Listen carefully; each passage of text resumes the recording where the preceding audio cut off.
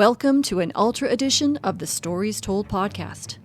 Today we're revisiting our full discussion of the television series Andor, which included a summary podcast for the entirety of Season 1, and Season 2 was broken down into 4 separate podcasts. Whether you're catching up or jumping back in, this is your all-in-one deep dive for Andor.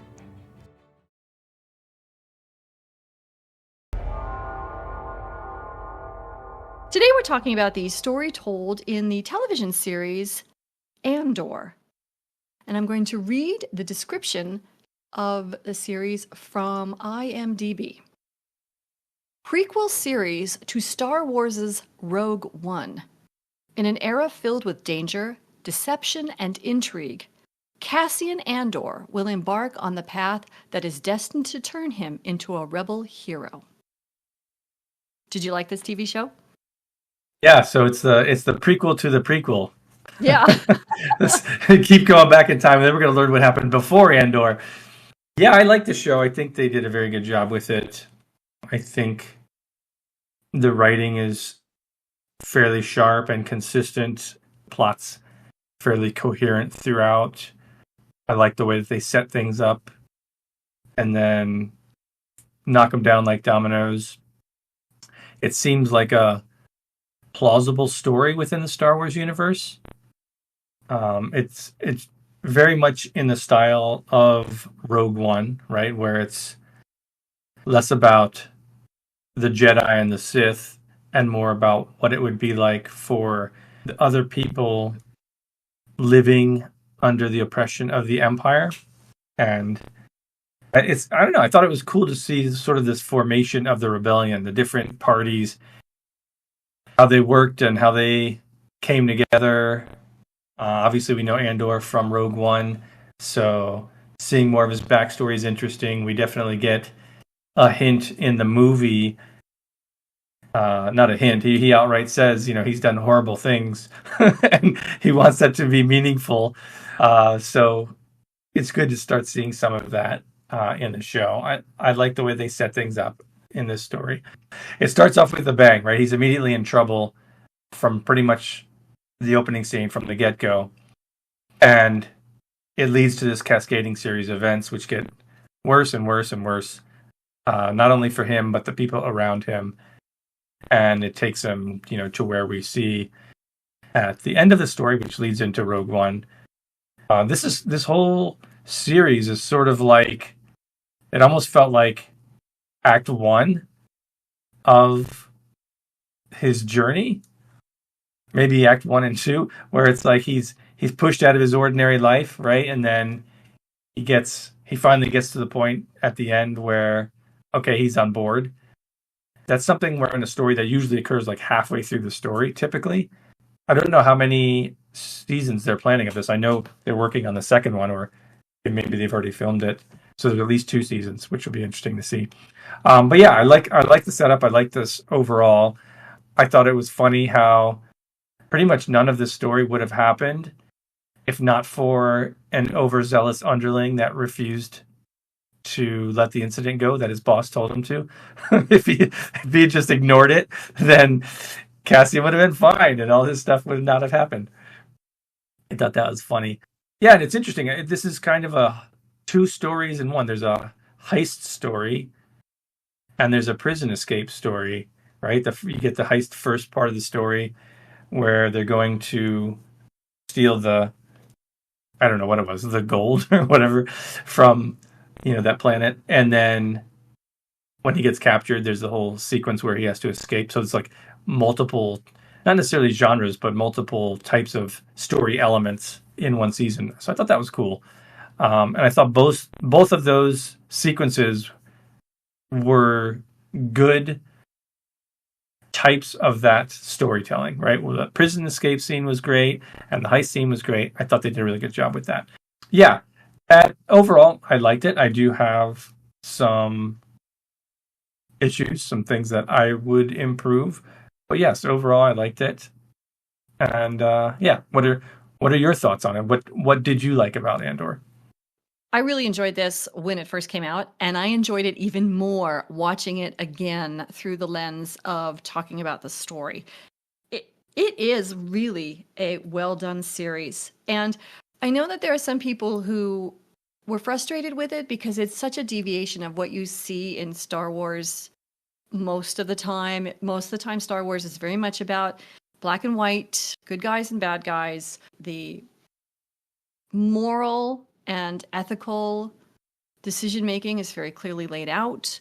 You don't have to worry about whether your characters are going to do the right thing or the wrong thing because it's just the way the characters are built. You can watch them do that, and so the story is going to be focused on something else. This, however, is focused on morality and ethics, and it's and the gray areas between which. And I thought that was really a brilliant decision on the part of the storytellers because we have the glorious black and white stories already in place. How the rebellion wins, of how Luke Skywalker destroys the Death Star, about how Luke Skywalker takes his ethics and destroys the Emperor. We have those stories already. But how do you get a rebellion started? You can't do that in a black and white way. It's going to be ugly, it's going to be gray, it's going to have ethical decisions that are going to be difficult and messy. And I think that's okay for this.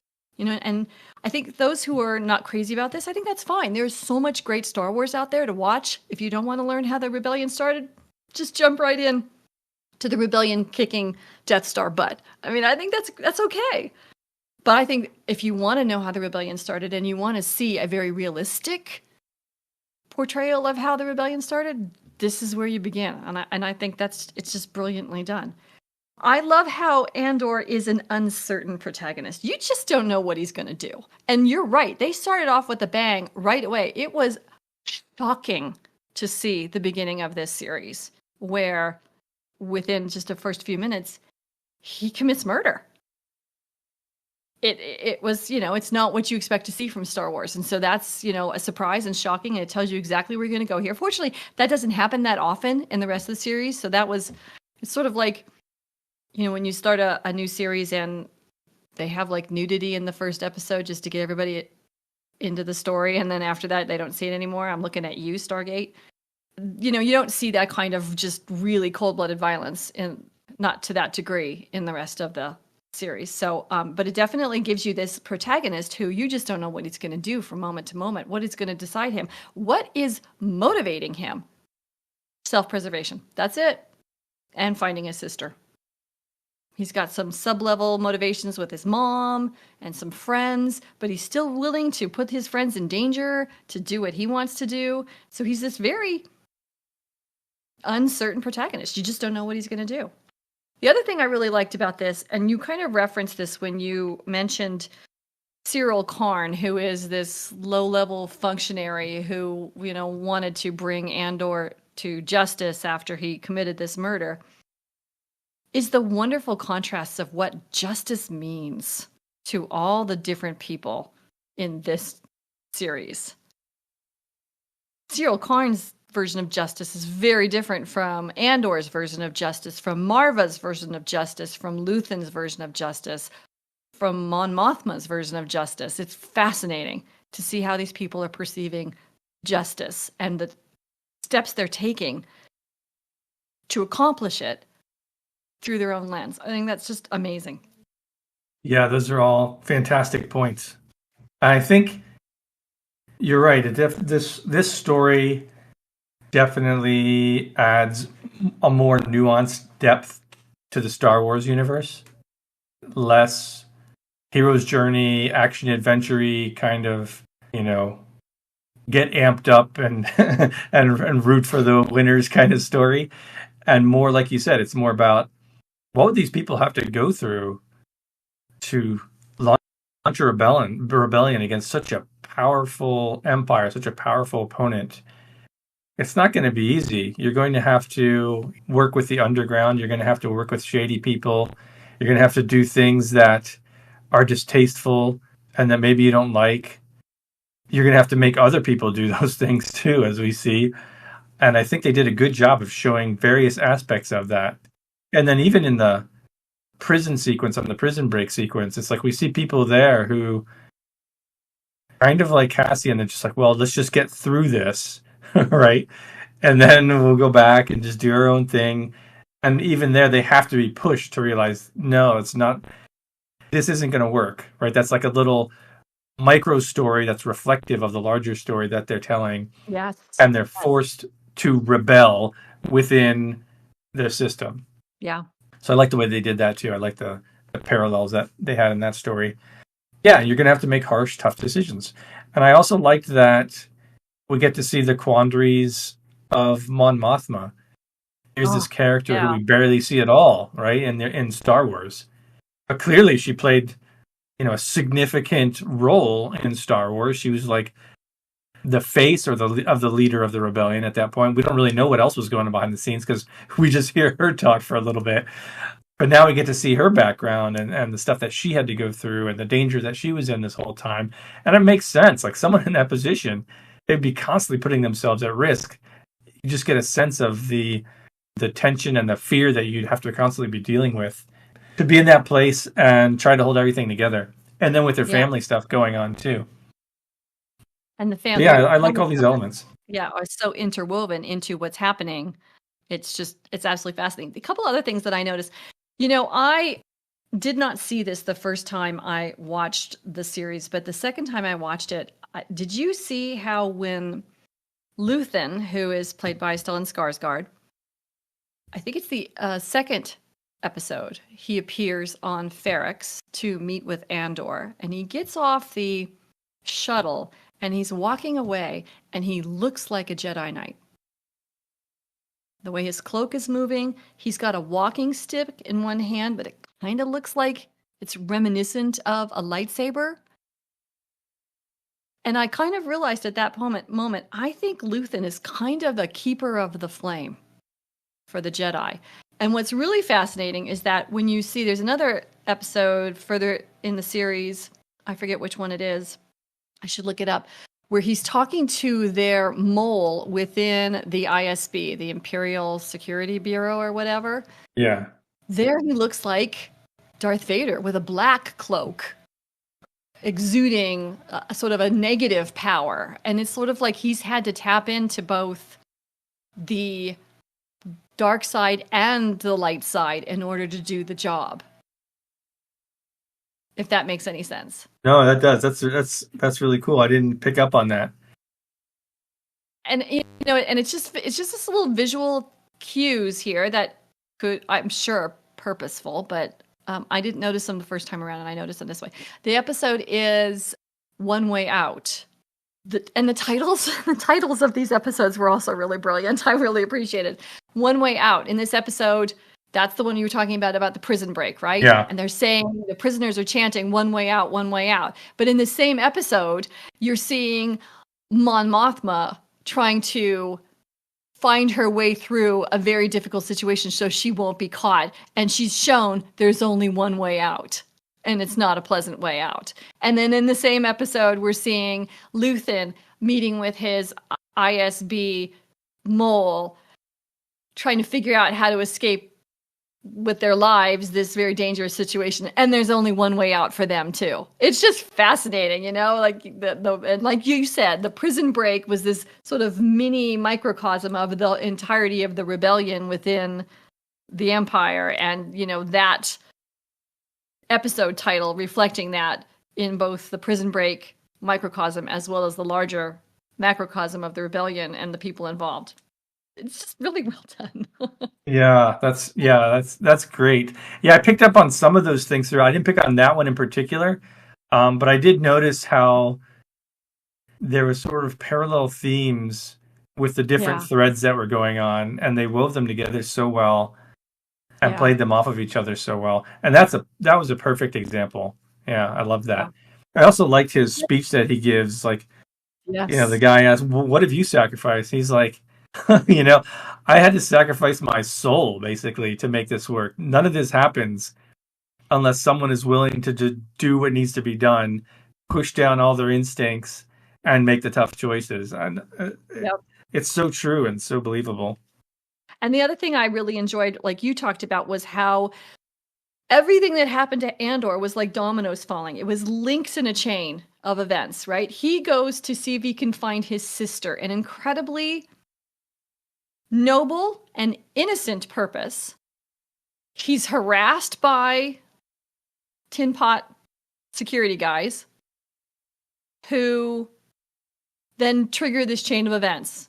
In defending himself, he accidentally kills one and then murders the other one so he won't get caught, then causes Cyril Karn to investigate, thereby causing catastrophe on Ferrix, thereby causing the ISB to... I mean, it's just, boom, boom, boom, boom, boom, all of these dominoes falling from this, like you said, one little incident that essentially creates the rebellion in a way. I mean, obviously doesn't, because Luthen's been doing the work, but it just sort of causes it all to blow up. And it's absolutely fascinating and very well done. It all makes sense as you watch the dominoes fall.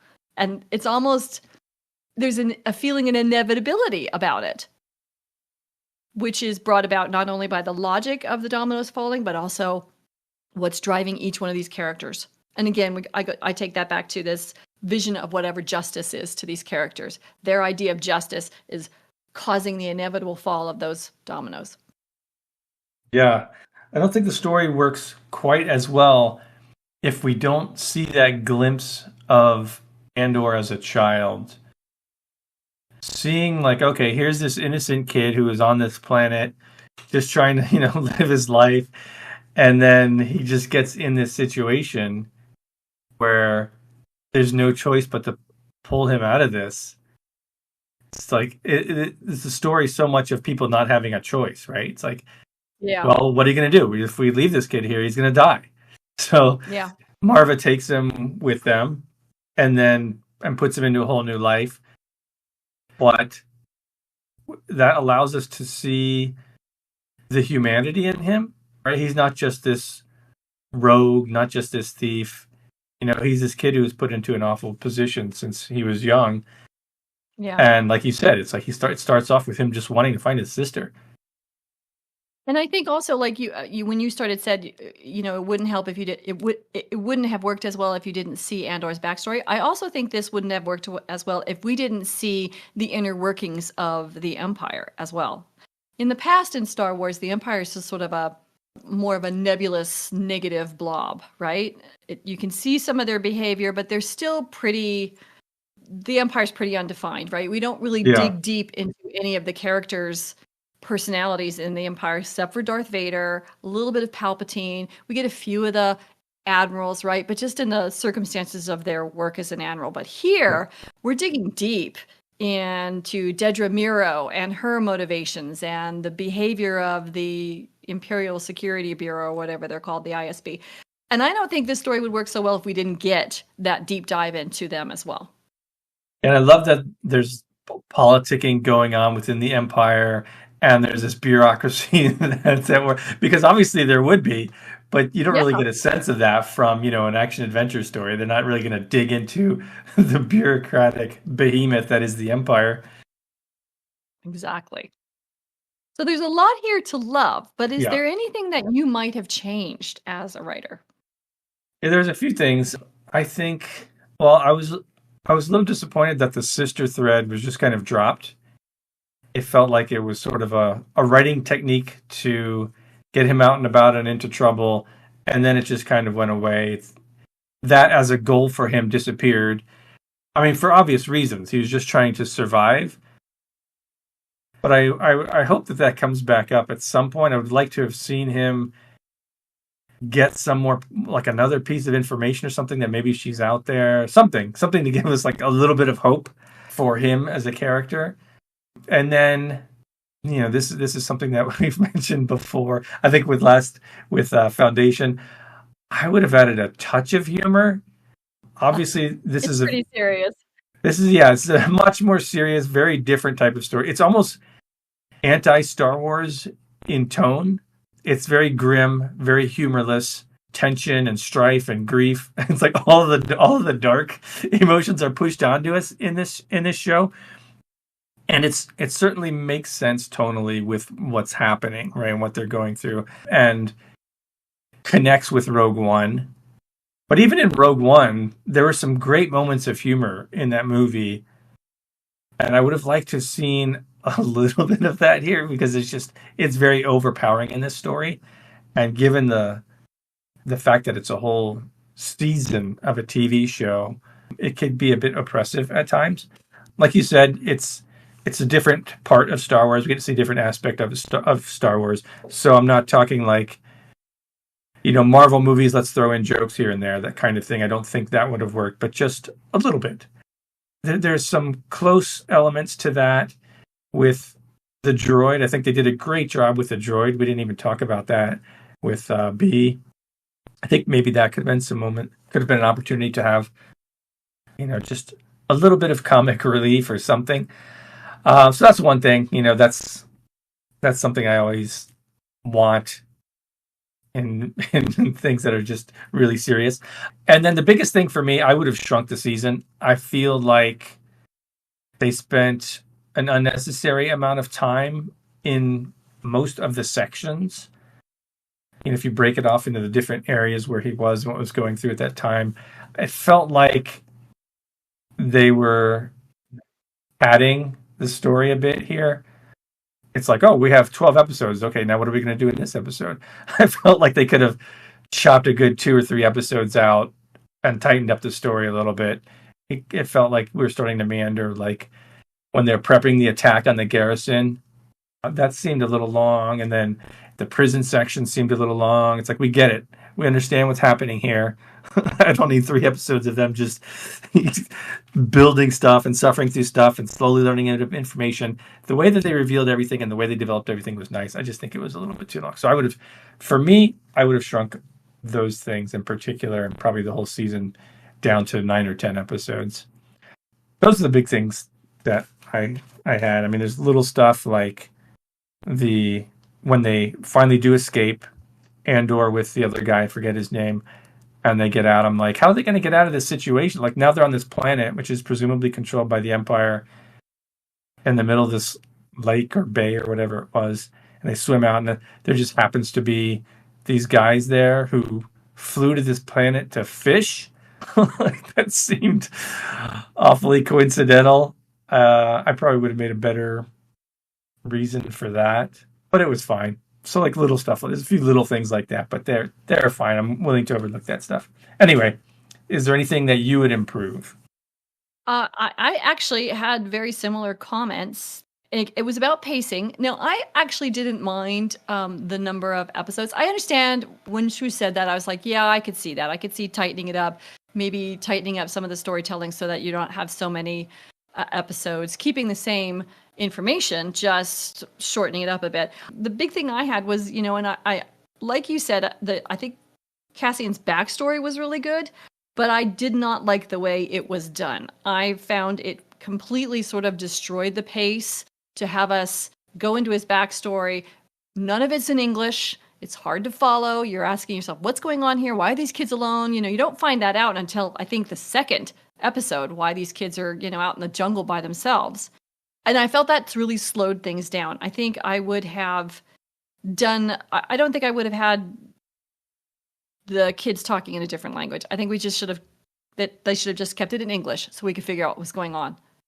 I think it just slowed things down to have sort of these flashbacks that were not in English, and you're kind of just confused and what's going on here. And that sort of destroyed the pace. And it's unfortunate because the rest of the episodes are so good. Some of them are just downright riveting that I think people may have dropped off before they got into and invested into the series because the pace was so kind of uncertain in the first 2 episodes because of those flashbacks.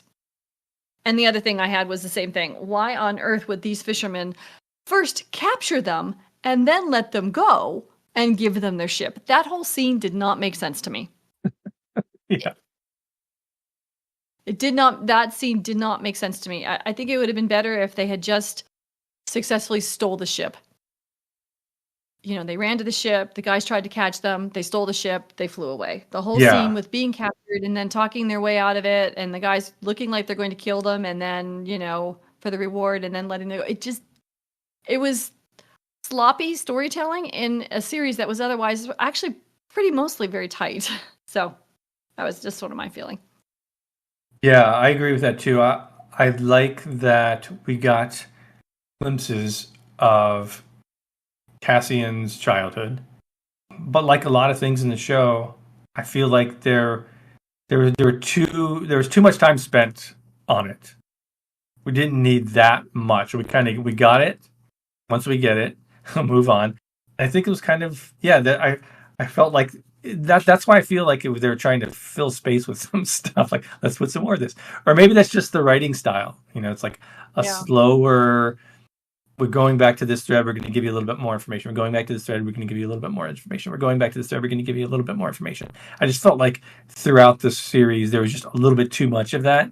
Cut one of those two scenes out and merge it. Right?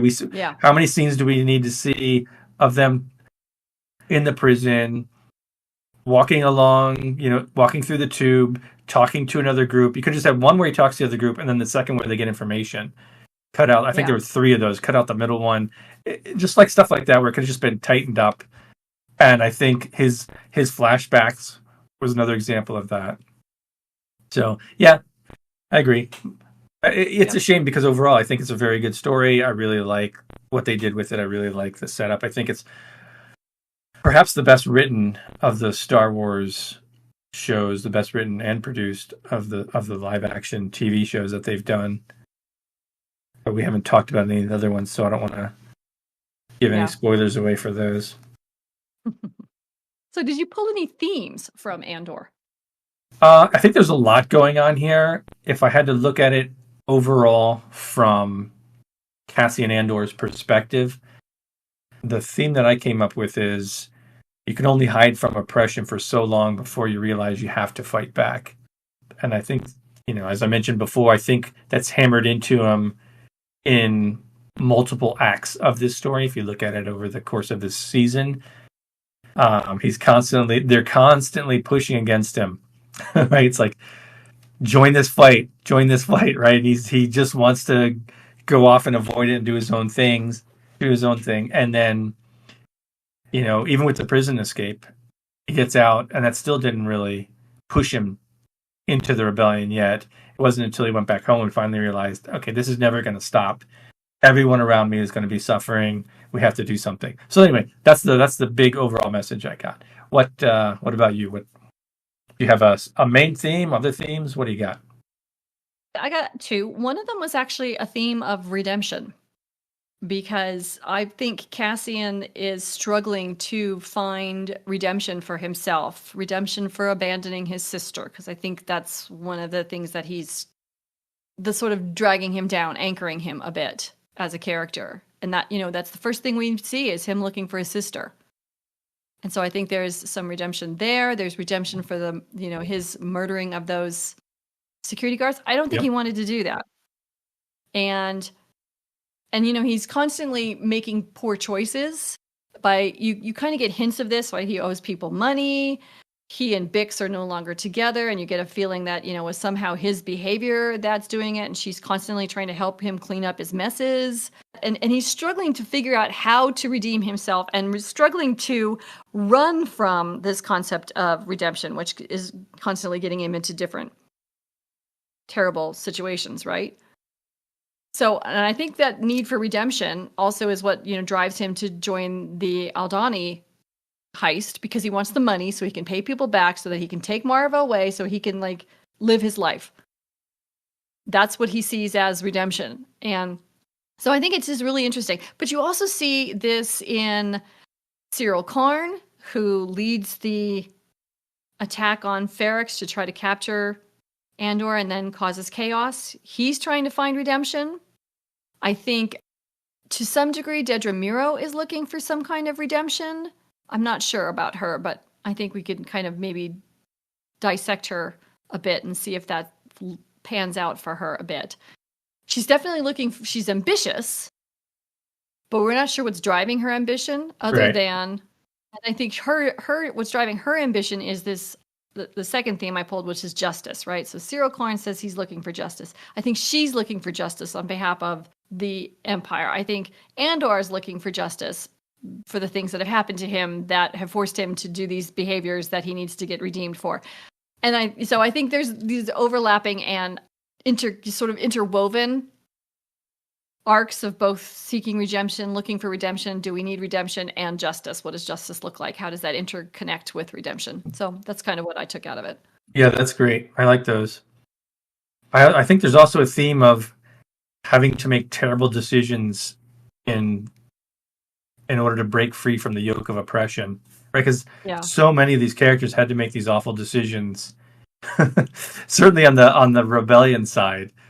I think they all have to suffer from the pain of that and just kind of suck it up. It's like, well, they all realize, well, I guess this is what I have to do. Even you see it from the very beginning, right? When Andor accidentally kills, one of the cops, and he realizes there's no way I can let this other guy live. That'll be the end, and he has to make that horrible decision right then, at least in his mind. And we see that iterated throughout the show. I was also thinking, I like your redemption theme. I was thinking of that as well, and I was kind of comparing it to Loki, the TV show. Yeah. I don't want to say too much about that if people haven't seen Loki and they want to go see it. But there's certainly that element of it in there as well. It's a little bit different, but it kind of made me think of a similar thing of like where Cassian starts and where he ends up going. Well, we see him, in Rogue One, the movie, because we know where this is going.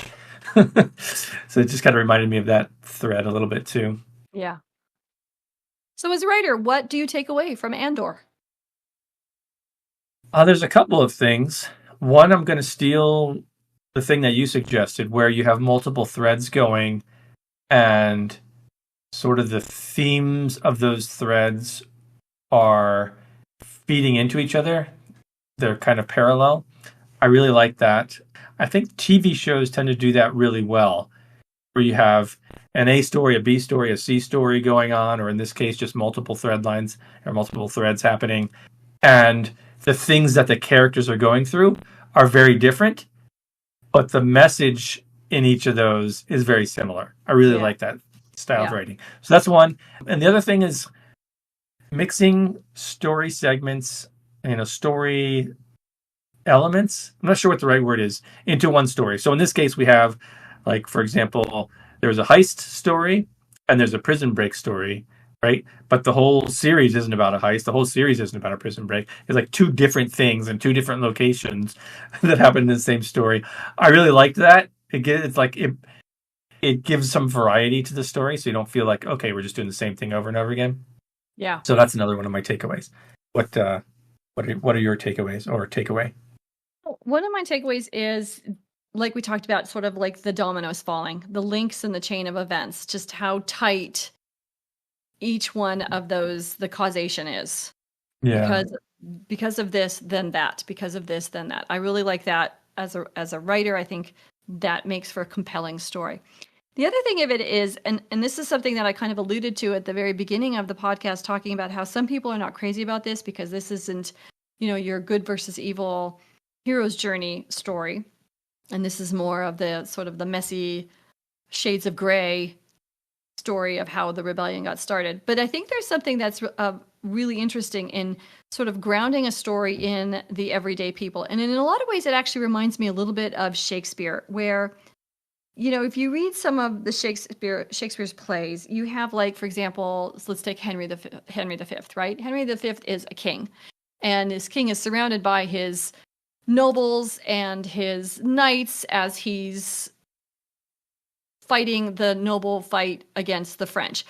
But Shakespeare always had another layer of characters which would be appealing to his non-noble audience, there in the theater, of the sort of everyday characters who were usually comedic and sort of just showing what the grunts went through as the king is fighting his noble battle in Agincourt, right? And I think that having a story with sort of your noble characters who are striving to bring good triumph over evil, balanced with your everyday characters of the everyday people who are just going about their business, doing what they have to do, and showing how they suffer or succeed as the good is being conquered, or excuse me, evil is being conquered by good. I think that has real value and really helps ground a story. I agree. That's great. Thank you. It was interesting when I watched Rogue One, I wasn't necessarily thinking, oh, I want to see a backstory of Cassian Andor. But I think they did a great job with it. And there's a lot of depth and complexity to this story. And it's not just about him. It's about what else is going on in the Empire, what else is going on in the Rebellion. And I think that was really smart. Yeah, I agree.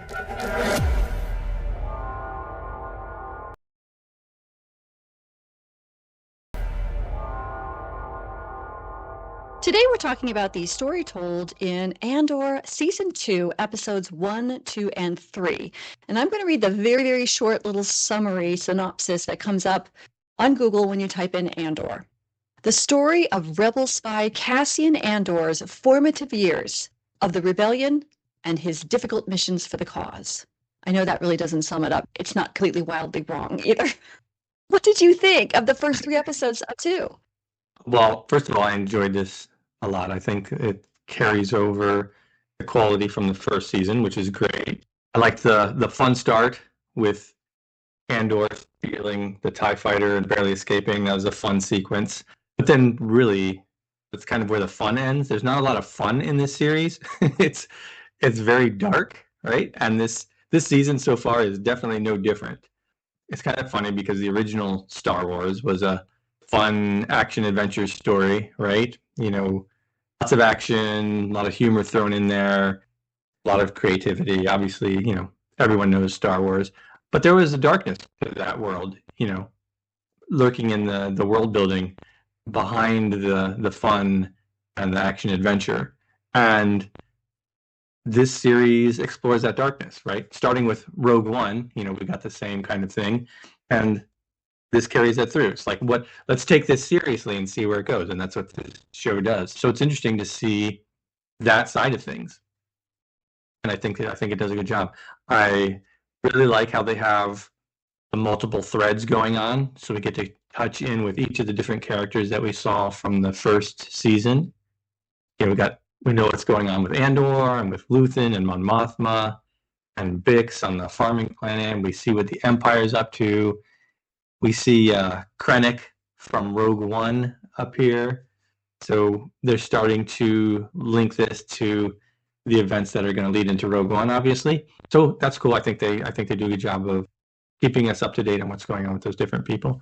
There's some great dialogue in this season already, as there was in the first season. One of the moments that stuck out to me was when Mon Mothma is talking with Luthen, and she says something like, "I don't know what you're talking about," or "I don't know what you mean," or something like that. And he says, "How nice for you," right? That's just you know what he's talking about. She knows what he's talking about. She's just trying to pretend. And there's just the subtlety, and it never actually gets explicitly said, but the person who's paying attention knows what's going on too. And it's just great moments like that really shine. And there was a great buildup of tension throughout these first episodes, especially leading into the final episode as Andor approaches the planet and the Empire is closing in on their community, worrying for those people, and, you know, is he going to get there in time? And then likewise with the wedding sequence where Mon Mothma and Luthen are concerned over whether that guy, I think his name was Tay, was potentially going to give her secret away. So a lot of good build-up of moments like that. Great job of laying the foundation and taking us there. All that was really good. And the show definitely carries over the tone and the feel from the first season.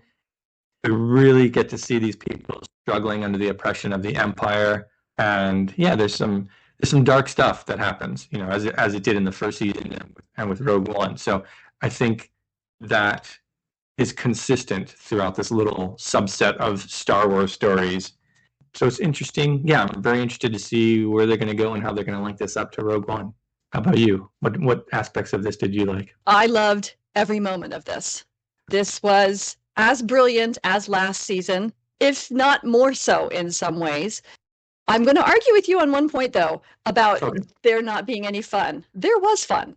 There were two scenes in particular that I thought were fun. One, Dedra taking down Edie was a lot of fun. Yes, that's true. She was like taking down Cyril's mom, who is a bully, who is emotionally manipulative, and Dedra was just not having any of it. Now, I will say this whole Dedra-Cyril relationship thing is a little hard to believe, but we can talk about that in a bit. Yeah. Yeah, no, you're right. With that it. was a great moment. It was a great moment because she was like, I'm not afraid of you and you're not doing this. Awesome. And then the other thing that I thought was fun was the rebels on, and we realize it's a moon of Yavin when we see sort of the back shots of where Andor landed when he was supposed to meet the pilot to take the TIE fighter on. And then he gets stranded there because these crazy rebel people are there.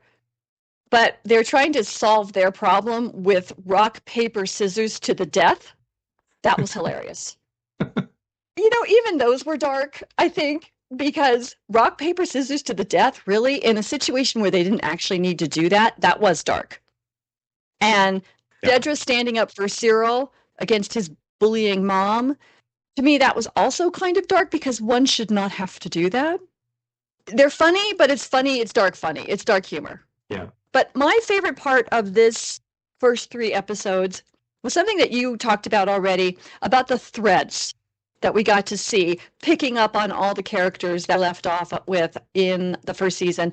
And what they did here was, what I wrote down in my note was brilliant contrasts. We've got Cassian stealing a TIE fighter that he didn't get trained on, so he has no idea how to fly this thing.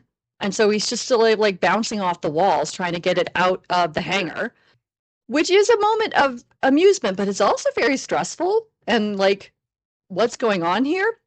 Then landing on a planet to meet his contact and finding himself in the middle of a power struggle between other rebels who don't believe that he's a rebel and take him hostage, thinking that he's an Imperial test pilot, and are in a state of complete chaos. So that's essentially a picture of the rebellion.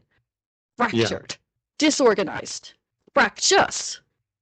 And then you have the contrast of what's going on with the Empire and how they're talking about how they have laid a propaganda trail in order to take down this planet that they want its resources. And they've done this all so smoothly.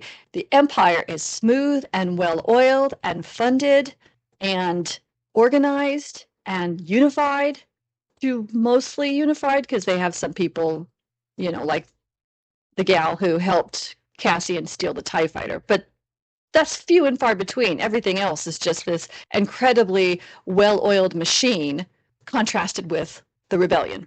And then you've got Mon Mothma and Luthen and Bix and the refugees from Ferrix, who are essentially riding on the razor's edge of these contrasts.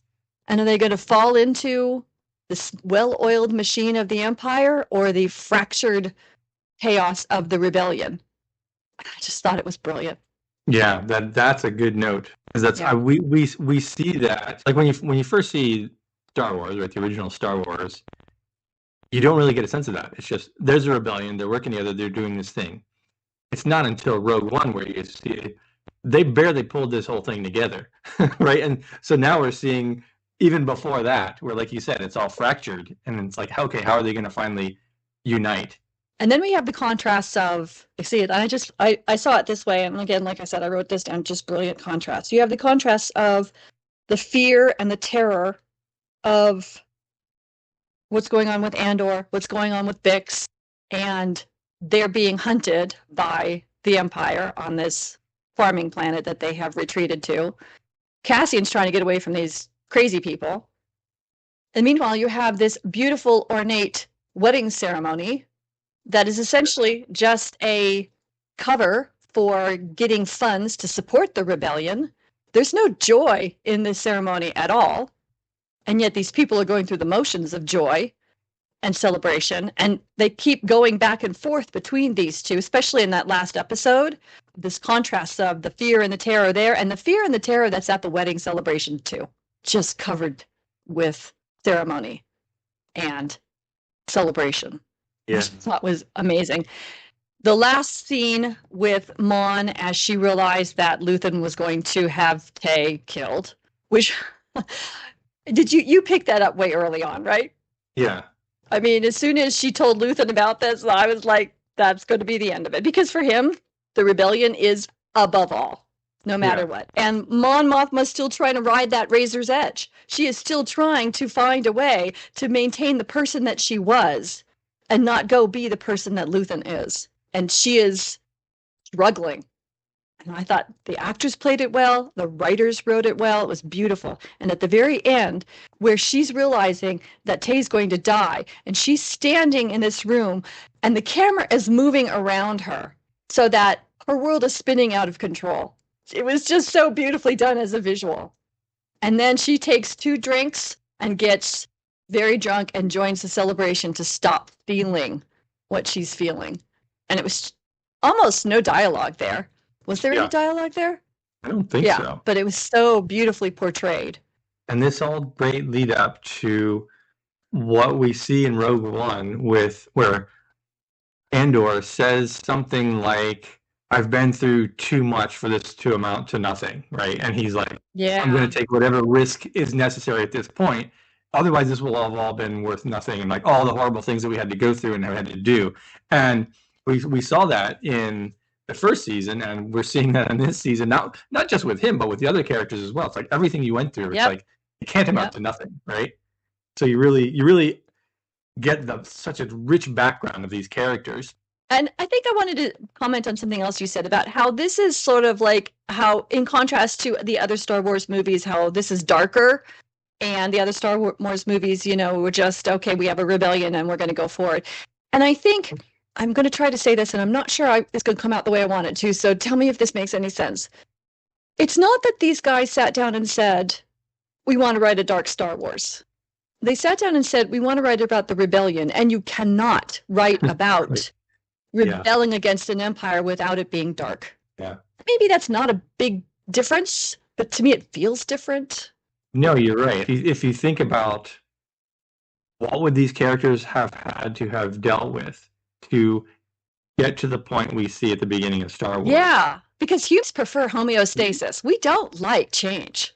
And in order to do something like this, what would have had to happen? You're exactly right.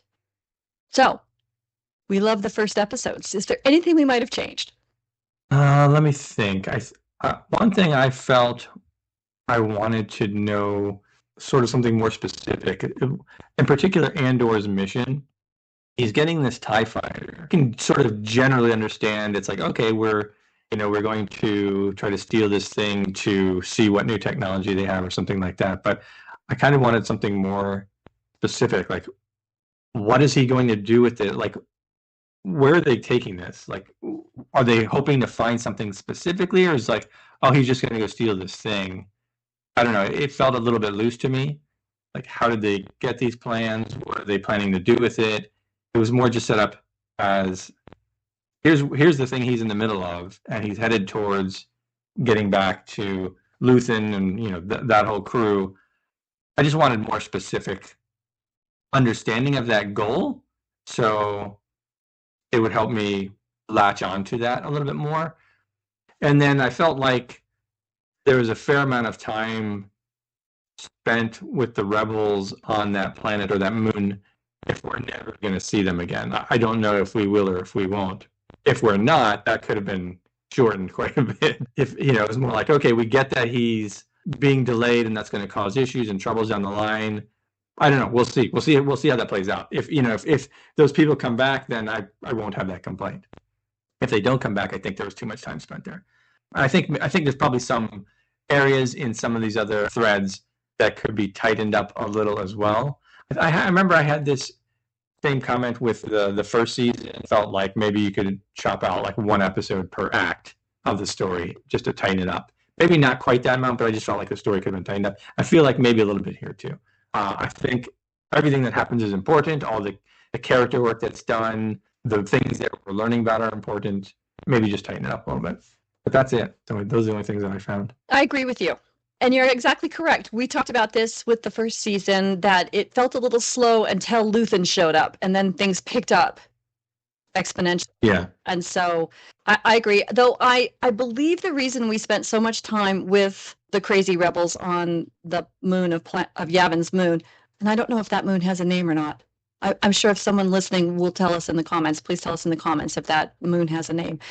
I think it was to show the fracturedness of the rebellion and how, yeah, they need to steal technology. And I agree, it would have been nice to have some dialogue to say this is the brand new TIE fighter with brand new technology, blah, blah, blah, to show how valuable it is. That would have been really helpful. I agree with that. But I think the time spent with these guys is to show that the goal here for this season is not to get new technology, but it is to organize all of the fractured elements of the rebellion into one cohesive group that's going to become a juggernaut.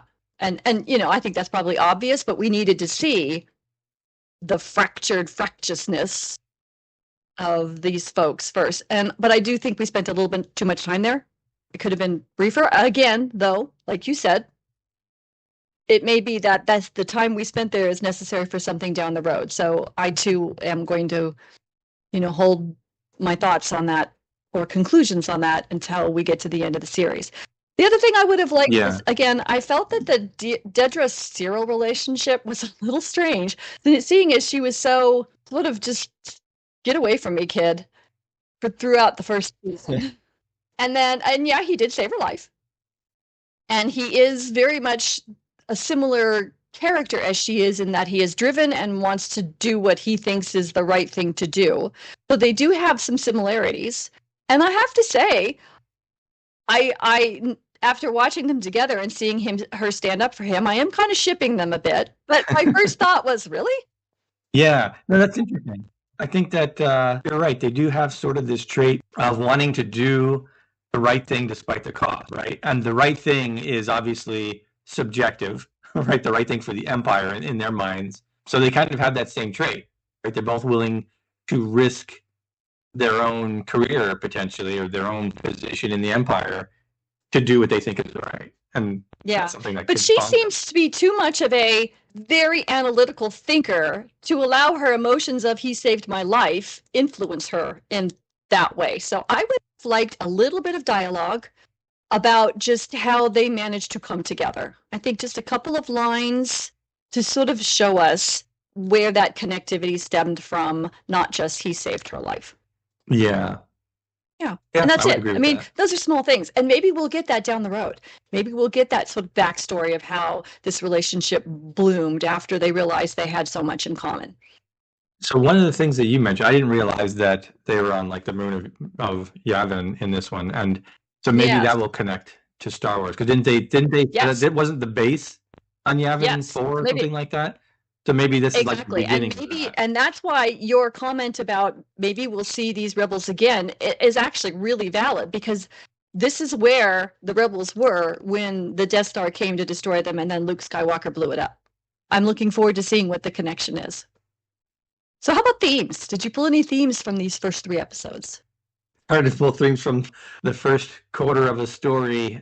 We would kind of know where this is going, and we have the feel from the previous season. So I feel like the themes are fairly similar, in rebellion against oppression, right? It's like you oppress a society and there will always be, you're forcing a pressure for people to revolt. I think that's a continuing theme in this season.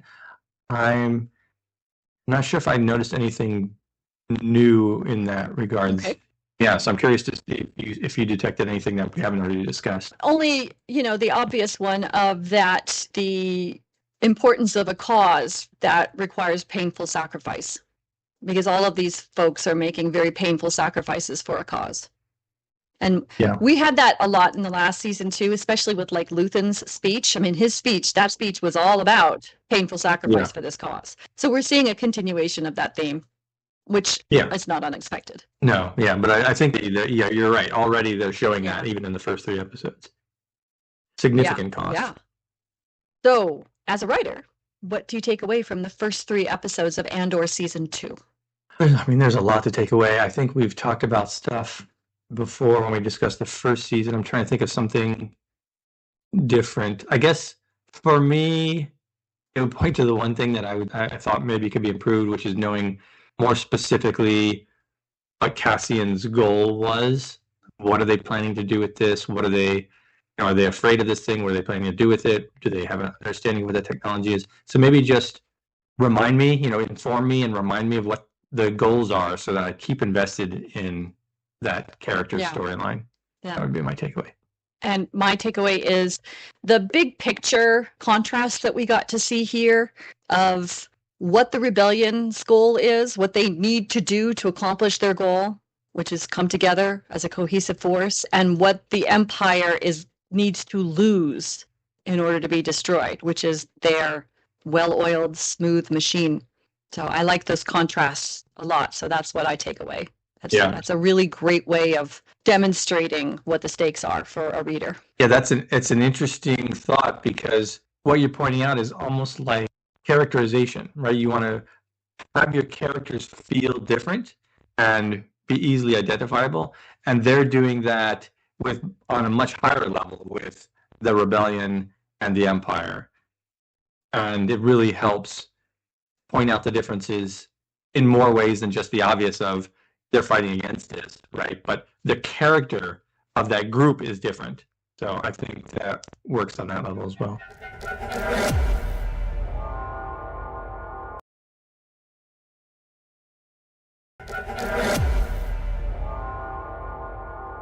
Today we're talking about the story told in Andor, Season 2, Episodes 4, 5, and 6.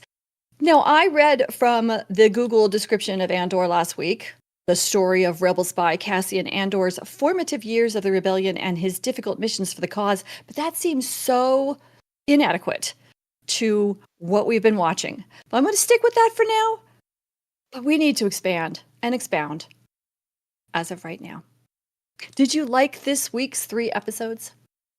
I did. I think I have some issues with it, but overall I think it's continuing the story well. And there's a lot of setup they're doing, and there's a lot of nuance in here that I'm interested to see how it plays out. I think this is still a good story, so I'm into it. I was wondering what genre of story do you think this is? Because obviously it's a sci-fi setting, with Star Wars. I was thinking political thriller. Espionage thriller. Yeah, espionage, political thriller. Yeah, I think so. Something like that. Yeah, it's interesting. It's interesting to see that kind of story in this world. And I have a confession to make. Okay. As I was watching it, after I finished watching the 3rd, and it's just gotten so heavy, because it is heavy. Yeah. I was kind of wishing for the Force.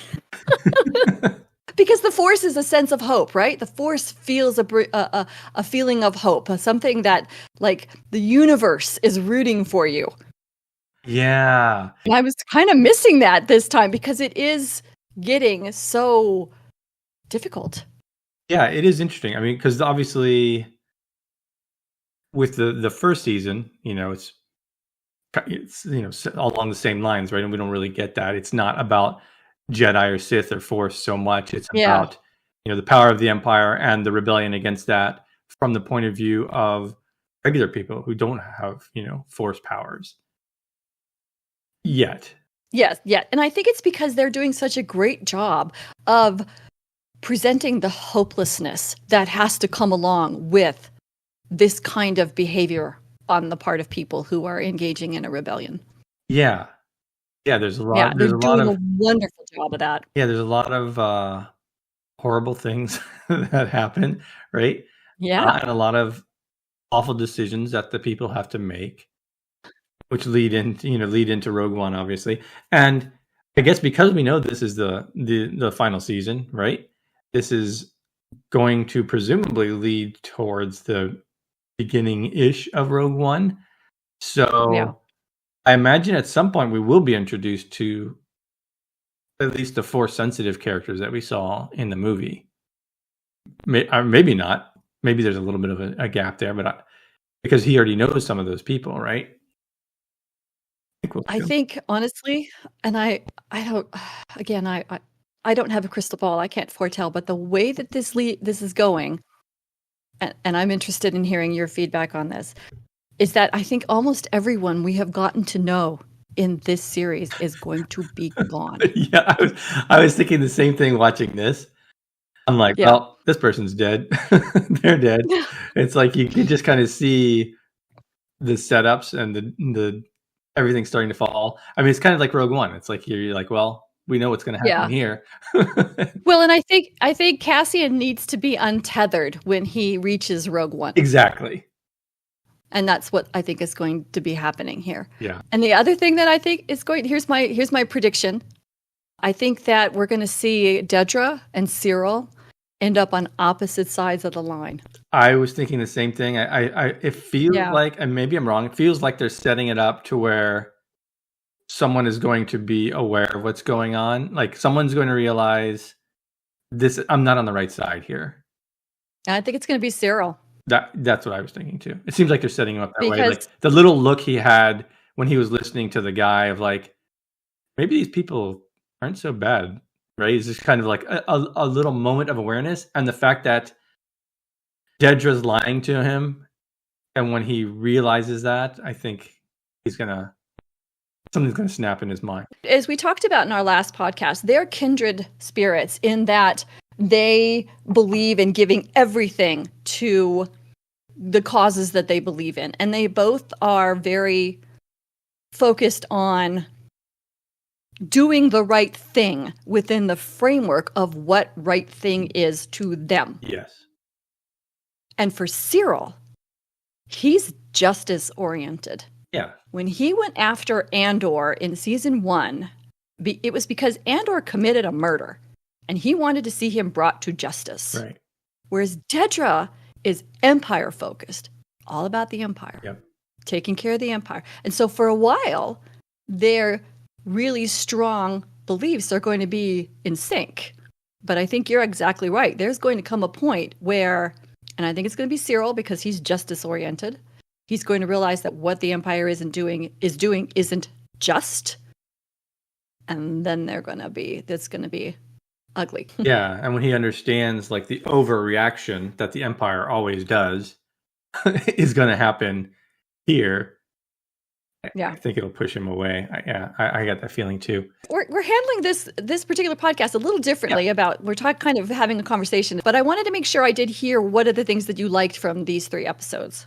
Yeah, I think the dialogue continues to be simultaneously sharp and subtle. I think there were some amusing moments here. I loved when, I forget what his name was, one of the minion guys in the Empire, he says something like, "Oh, I'm honored to have this opportunity," and the director says, "Celebrate your enthusiasm." Yeah, it was great. Actually, I think that scene was really important, and I'll tell you why in just a moment. Yeah. Besides the amusement, yeah. Yes. All right. Yeah. Good. I'm here. I'm interested to hear that. I like the reintroduction of Saul Guerrera. I think he's an interesting character and someone who's farther along this journey of rebellion than just about anyone, perhaps but Luthen, where they know it has to be done. And in Saul's case, he just accepts the fact that they're all going to die. He knows that every one of them is going to die in this fight, and they're just fighting for the future generations. And that's such an interesting character to have in this, right? He's almost detached, and it gives him this overview look of like, well, I have to do what I have to do. Right? It's if the people have to die, if this kid has to die, he has to die. We're all going down that path anyway. We have to do what's going to get us our end goal. And Luthen feels the same way, but I don't think Luthen wants to die in this situation. Where Saul has already accepted that. So I think that's an interesting character to have. Let's see, what else did I like? I think there was a great buildup of tension in that final episode. Yeah. Right, with the theft that the rebellions on Gorman were doing at the same time as the woman's trying to remove the bug at the party in the very same room with Krennic and the other Empire people. I thought those were 2 great scenes that were going on simultaneously. That was a lot of fun. There's a lot of good comparison with different characters. that happen in this episode, because there's a lot of characters that they're juggling. And I think they did a good job with that. I liked at the end that what we see with Bix finally getting her revenge, and I'm interested to see how that plays out. It seems like that's going to be a moment that's going to allow her to put that in her past and move on. But like you said, Cassian enters Rogue One kind of on his own. So I don't think this is going to end well for that character. But overall, yeah, there's a lot here to like. But I want to hear what you had to say about the Calibrate Your Enthusiasm sequence, this little scene there. So here's my thoughts. The Calibrate Your Enthusiasms line was very funny, but what came before? Because that's when, and I don't remember that gentleman's name, said that the Empire wanted to take their Dr. Gorst torturing mechanism, strategy, and expand it. And he said it to those two gentlemen. And then in the very last scene, we see Bix killing Dr. Gorst, and then Cassian blew up the building. And it occurred to me that that statement of the Empire wants to expand the Dr. Gorst thing, which presumably led to this act of terrorism by Bix and Andor after their Imperial mole told them about this, that the Imperial mole was told that on purpose to sniff him out. Yeah. And that the leader guy thought one of these two guys is the Imperial mole, so he gave up this piece of information to see what would happen. So I think our Imperial mole is going to go down too. Yeah, I think that's true. I think that's true because it seemed like he was giving away that information way too easily and it seemed to be out of context. Yeah, exactly. No, I agree. I think that's true. I will say, I was going to go on to things that I thought might be improved, but what are some aspects of this that you liked? This chapter? I think, like I said earlier, I think they honed in on the feeling of hopelessness so beautifully. When we get to themes, I'll talk about this a little bit more, but these 3 episodes highlighted the chaos of what it is they're trying to do. You know, in the original 3 episodes, we saw how the fragmentation of the rebellion and how organized the Empire was in comparison, and how difficult it was for the rebellion to sort of get its act together because it was all fragmented with all these people. And now we're seeing how that fragmentation creates chaos. And there's a scene with Luthen talking about how he's getting all this information and he's drowning in it, and he doesn't know how to sort it all out. And I think that's what these 3 episodes were about, where we're trying to find the path through the chaos of what it means to be a rebel in this environment. And I think they did that incredibly well. It didn't have quite the emotional punch that I thought the first 3 episodes had. Instead, it left me feeling sort of wobbly, if that makes sense. But I think that's supposed to be the case, because that's what our characters are feeling. They're trying to figure out how to go. You know, you've got Cassian, who wants to be a rebel, but only if it doesn't hurt Bix, and only if it makes sense. And then you've got, you know, all these other people who are trying to be rebels within the framework of their own perceptions, right? They're trying to call the shots of how it's going to work for them, which makes it chaotic for someone like Luthen or someone like Mon Mothma, who's trying to organize everything. And she's actually not really trying to organize everything. She's just trying to fund it and stay on top of it. Luthen's really trying to organize it. But Saw is also trying to organize it in his own way. But his way is very different than Luthen's way, right? Yeah. So it's taking the fragmentation we saw in the first 3 episodes and turning and showing us how underneath that outer level of this is really fragmented, underneath it, it's really chaotic. Yeah. And I think that they did a really good job of that. And the people that we are invested in, that we're watching them move forward in, that are trying to find a path through this. And I think they did that really well. Yeah, I'm guessing that's going to come back up when we talk about the theme, like what the story is actually about. Yes. Yeah. Yeah, that's true. I have something similar along that line. So when we get to that, I think yours is maybe better. Mine's sort of a subset, perhaps, of what you're just talking about. So it'd be fun to talk about theme. Did you have more on what you'd like, or should we talk about what we think would be improved? No, well, let's talk about anything we might want to change. Yeah, okay. And I think we both will agree right now that in the middle of this series, it's really difficult to say we want to change anything because we don't know what's going to happen. Yeah. But this is one of the things I've noticed with my local writing critique group.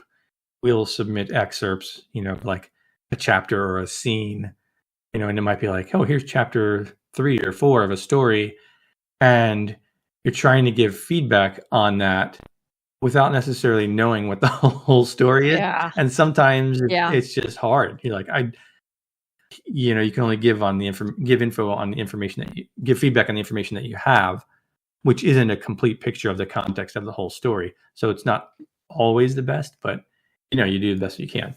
Anyway, some things that I think could be improved from my perspective, just as my subjective viewing experience. I would have had Andor give more specific justification for his lack of enthusiasm with the Gorman rebels to Luthen. I wanted to see him show his shrewdness to Luthen, to show that he picked up on a lot of little red flags that might lead to disaster. Just more specifics there, right, is what I wanted. We got the scene.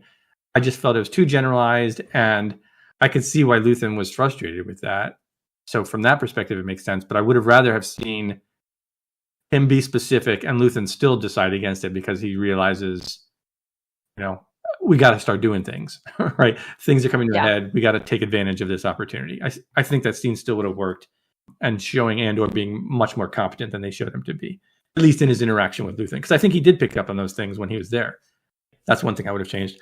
Again, I would have tightened up the pacing, maybe added another action scene or a suspense sequence in the middle somewhere. With my primitive brain, there's just so much talking. I found myself my mind wandering a couple of times. It was all good stuff. It's all important to the story. I just needed a little juice in the middle of that. So, but again, that's just a very subjective thing for me. Another thing, I wish Cassian had a more specific goal. I said this kind of in the first one. It's like, what is his goal? What is he trying to do, and why? Right? It feels like he's behaving a bit as a pawn, even though he's independent and thinks for himself and makes his own decisions. Like, I wanted some more like specific motivation for him, because mostly he's just responding to what Luthen wants him to do, or what Luthen is doing. Yeah, he thinks he's a soldier. He said that. Yeah, but it would be nice to have him. He could have a smaller goal, right? To have him, for example, he could have been working on gathering information on the doctor that Bix wanted to get revenge on, so that there's a build up to that moment at the end, as opposed to here's just something that happened at the end, right? Yeah. I think that would have been nice, just to give him more of a direction as opposed to just being a tool. Yeah, so those are some things that I noted. I agree with those. I think those are really good points. I would add to, when you were talking about Cassian sort of showing his analytical skills as to what's going on in Gorman and how that rebellion doesn't work, I was mind-boggled that he didn't ask who the Imperial person was that was supporting their rebellion. Because if he had said, who is it? And they said Cyril Karn, and then that whole scenario would have expanded into something much more complex, which I think would have been cool. Yeah. But he didn't ask that basic question that I think someone who is suspicious of Imperial behavior, they make things up, they try to fool you, etc. If he knows that, he said that, he should have asked who it was. And that to me was bizarre. I was expecting that to come up at some point, right? Because we know these people are pitted against each other. And then I also was a little confused, and maybe this will come out later in the story, but they spent a lot of time showing Bix struggling with her PTSD, struggling with figuring out who she is and how she was going to handle those things, starting to take drugs, and then all of a sudden she's fine. It was almost like the PTSD storyline and the drug-taking storyline just sort of were of no value. They didn't seem to move this character forward, move the story forward. They would just seem to be thrown in for, I don't know, just to make it makes sense that she had PTSD after this terrible torture. Yeah, that kind of ties in with what I was saying with giving Cassian a goal and maybe having him seek out the guy. Like if they had worked on that together in defiance of Luthen's orders or something like that, it would have given them both more agency, and it would have helped that plot point have more meaning, and it would have made the end sequence not so out of the blue. Yeah. Because it's like, I feel like they set it up with her obviously wanting that, but then it's just like, it just happened. There was no evolution to it. Yeah. So yeah, I agree with that. Okay, so let's talk themes.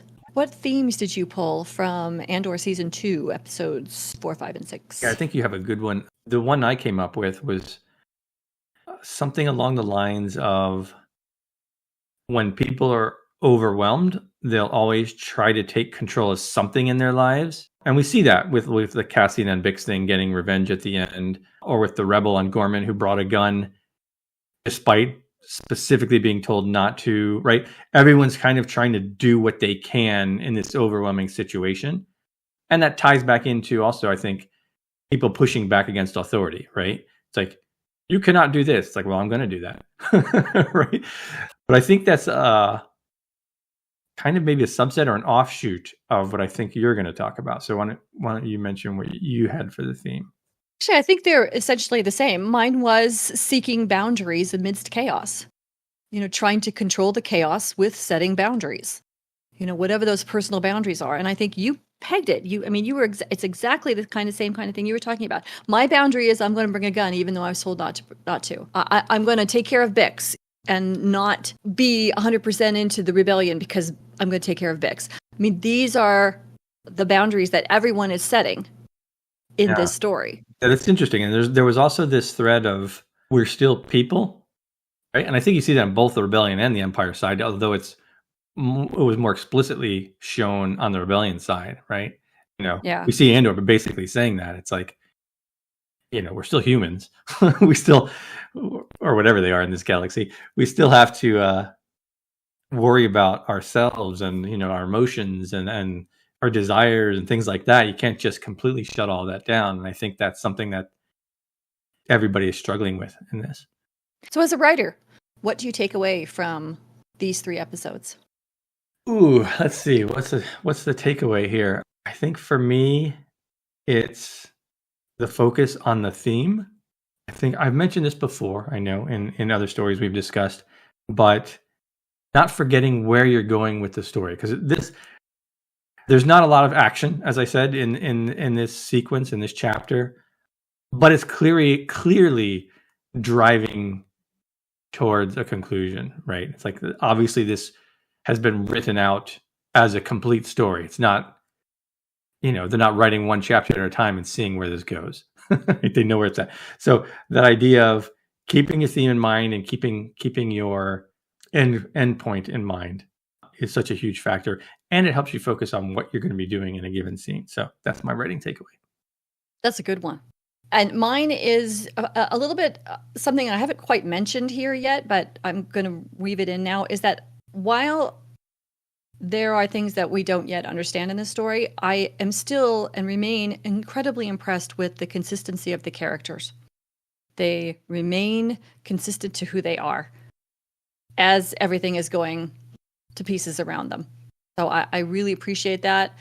They keep the characters going. There are a few things that we would change, obviously, but they keep the characters moving the story forward. It's still character driven, not plot driven, and I think that's fantastic.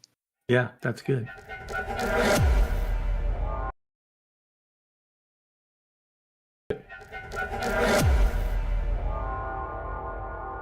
Today we're talking about the story told in Andor Season 2, Episodes 7, 8, and 9. And I am going to skip the description of the series because you can hear it a couple times in the podcast episode for Episodes 1, 2, and 3, and the podcast episode for Episodes 4, 5, and 6. So I'm just going to go ahead and skip it. And let's just go ahead and jump into, and the last time we had this conversation, we didn't actually break this up in a real formal, structured way about what we liked and we didn't like. We had more of a discussion. And I think because this is an ongoing series where we're just covering a couple of episodes, that actually works better for us. What do you think? Yeah, no, I agree completely. Yeah. So let's just go ahead and talk about these 3 episodes. Did you enjoy them? Oh, this was my favorite chapter of this season so far. I think it was done so well. It was very impactful. We finally get to see things coming to a head. A lot of storylines playing out. Yeah, it was really good. Very, very intense scenes. I mean, I think it was the middle episode, the middle chapter, or the middle episode, I guess, with the battle. The whole lead up and the tension building on Gorman, and then seeing that play out. Everything was there. It was just, man, so well done. Yeah, I really, really like these episodes. Yeah, I agree 100%. I was so, and this means, I haven't actually yet processed this enough to be able to really appreciate the writing. I intellectually know there's a lot of writing. Emotionally, I am still hooked into these episodes. I have not yet processed them into a place where I know they fit in my worldview and in my psyche, because that's how good these episodes are. They have embedded themselves into my psyche. I'm trying to find the name of the middle episode 8. Anyway, I don't know the name of that episode, but that's the middle episode. There's 7, 8, and 9. And that middle episode, while I was watching it, I was so tense that my stomach hurt. And then at the end of it, I broke down in tears. And every time I was like, pull it together, it's just a television show. And I would start to cry again. It was rough. It was rough. And that is a sign that it was, and you mentioned this when we were talking about this a little bit off the recording, that's a sign of such good writing. And I agree 100%. Such good writing. It drew me in and then carried me away. Yeah. I thought it was brilliant the way that the writers portrayed the Empire as so knowledgeable and skilled in tapping into the human natural instinct to divide the world into us and them, and then use it for manipulative purposes. And they didn't say it outright.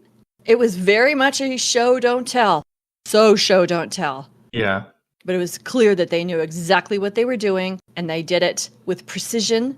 And the people they were manipulating just lockstepped right into what they were being manipulated to do. Yeah. And a couple of people recognized what was happening and tried to stop it, but it was... Yeah, it was too late. Yeah, it was unstoppable force of emotion that the Empire was tapping into, and it was terrifying to watch, and deeply disturbing to watch, and heartbreaking. Yeah, totally. And the casual way the Empire was discussing it was like, Yes. okay, before it even played out, they knew where it was going. It's like, okay, we're going to be done there. You're going to move over here afterward. Like, they already knew how the dominoes were going to fall. Yep. And we just get to see it go. There's a line from Deep Space Nine, Star Trek Deep Space Nine, where Damar, you remember the character of Damar? No. He's a Cardassian. And he's talking to Kira, who's a Bajoran. And the Cardassians occupied Bajor for 50 years and were brutal, very much in the way that we're seeing here in Andor. And Kira was a freedom fighter. She was a rebel against this occupation. And then Cardassia becomes an occupied planet, and Kira's helping them figure out, the rebels on Cardassia figure out how to function as a rebellion. And at one point, because of the rebellion, this Cardassian character, Damar, his wife and son are murdered by the occupiers. And he says to her the line, the casual brutality of it. And that's what was ringing in my head as I was watching this on Andor and watching the Empire do this. Casual brutality. Just, this is their 9 to 5. And throwing their own novice troopers to the wolves. Purposefully in there, knowing that they are going to react. Because that's why they went in there, to react. They sent them in there to react. And their sergeant was like, these guys are fresh, you can't do this. And the guy's thinking, yeah, I can, because they're going to do exactly what I need them to do, is to react to their fear under pressure and shoot. Seasoned soldiers would not shoot, because they would understand that these people were unarmed. There's a better way to handle this. They would wait for orders.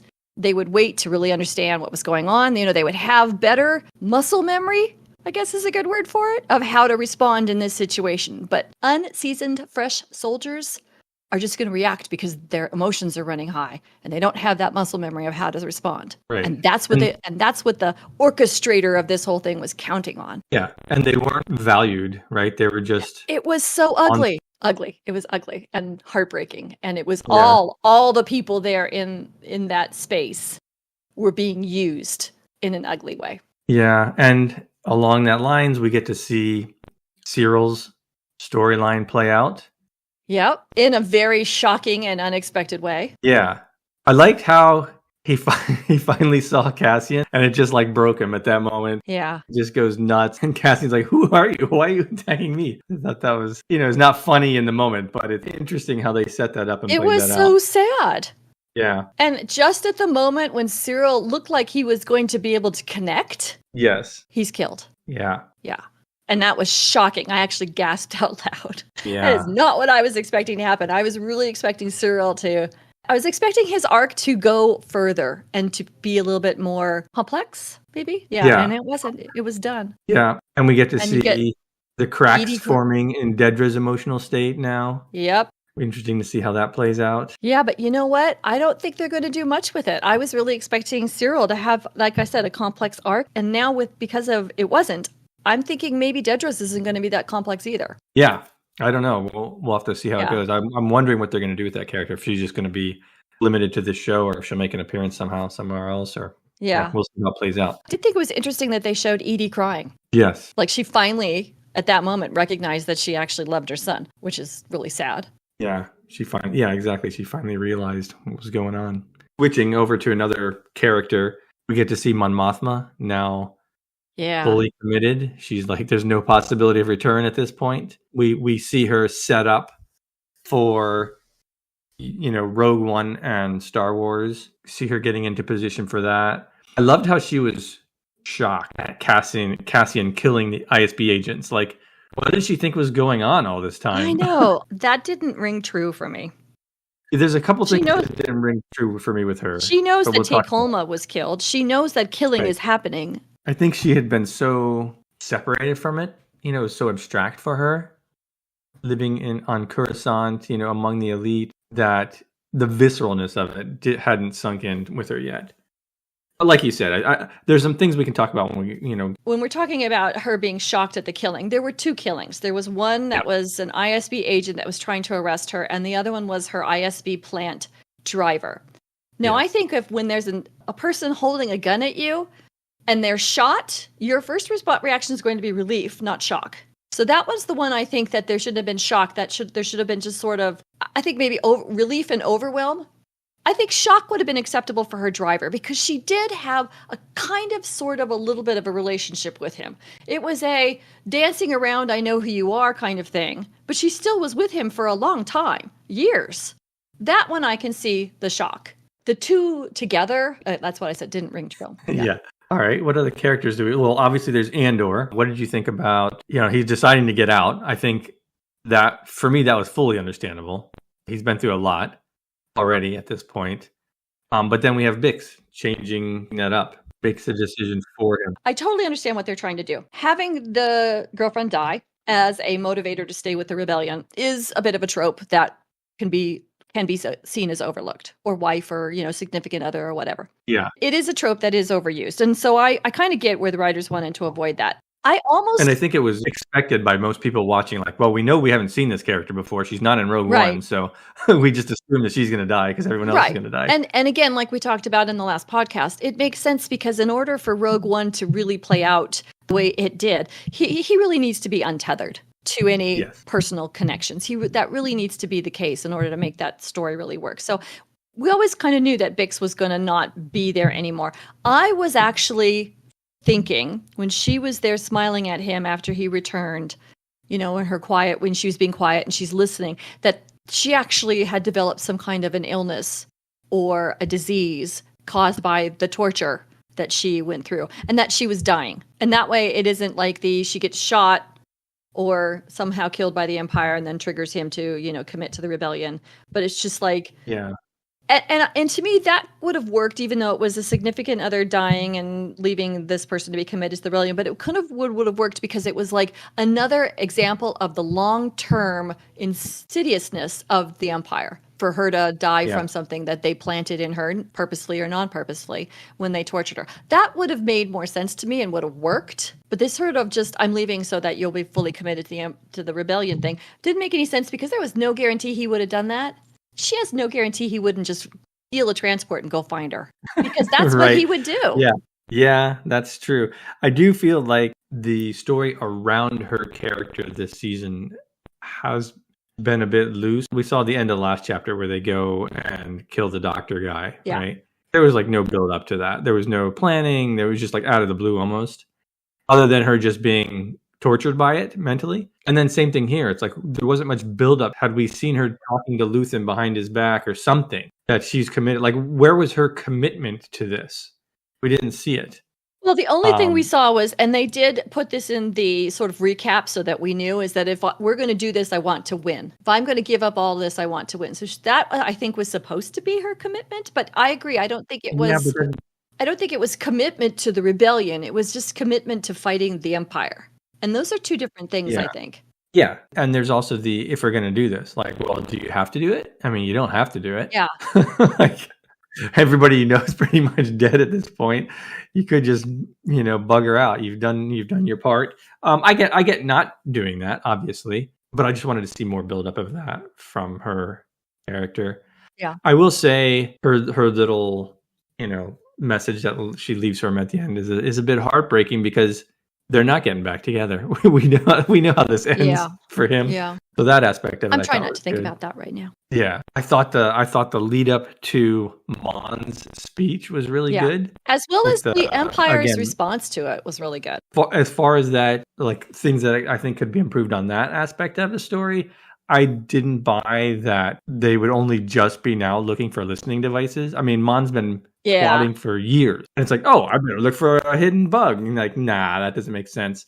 I mean, they're planning a rebellion. She would have been scanning for bugs all the time. Also, I didn't buy that she would be dumb enough to destroy the bug. Like, you could use that to feed false information, or at least just leave it and not raise any red flags now that you know it's there. Yeah. Why would you give them a message that, oh, we found your bug and I just killed it? Yeah. Like, she wouldn't have done that. They could have had the kid destroy it, or it get dropped and damaged. Some other thing could have happened there that would have been more believable. So yeah, there's a few things around her storyline, that and her reaction to the killing, that maybe could have been tweaked a bit. But I did like the setup for it and the suspense building. I liked it too. I also thought that this whole reveal that her assistant was working for Luthen thing was a complete waste of plot. Nothing changed. No, you're right. Yeah, nothing changed, and she's like all mad and she can't trust him. It's like, he's been with you there all this time, working with you, done nothing against you. Like, why now all of a sudden they're like, oh, well, I can't trust you. I'm going to. Yeah. And then in the end, he ends up joining her when she's extricated from the Senate, when she escapes the Senate. Yeah. So, and maybe there will be character development for this down the road. I don't know. I really want to know what's going on with Clea. She seems to be the one who's issuing orders. Yeah. She's got a lot going on. That's for sure. Yeah. So I'm looking forward to hopefully getting some more on her, because she seems to be telling Luthen what to do and he doesn't. I thought you get the impression Luthen's in charge, but I think it's Clea. Oh, interesting. I got that just like she's so in deep, so connected, like completely 100% connected and knowledgeable that he has no choice but to listen to what she says. Maybe. That's kind of the feeling that I got. It's going to be interesting when we get her backstory. Yeah. I thought this chapter had a little bit more of the Star Wars feel, with the TIE fighters and the stormtroopers. And we had some Force. A little touch of the Force.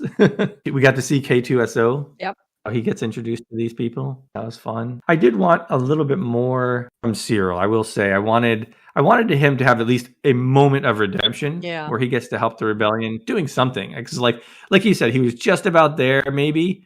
And then boom, he's gone. Yeah. That was a little disappointing. As good as the shock was, I did feel a little bit disappointed in that, given how much time we'd spent with that character. Yeah, I agree. And seeing how he became a complex character and how his time on Gorman had added layers to his understanding of what was going on. Yes, I would have liked a more complex plot. I agree. Any other thoughts, or should we talk about theme here? Yeah, the theme's interesting. I mean, obviously, there's the ongoing theme, right, of pushing back against authority.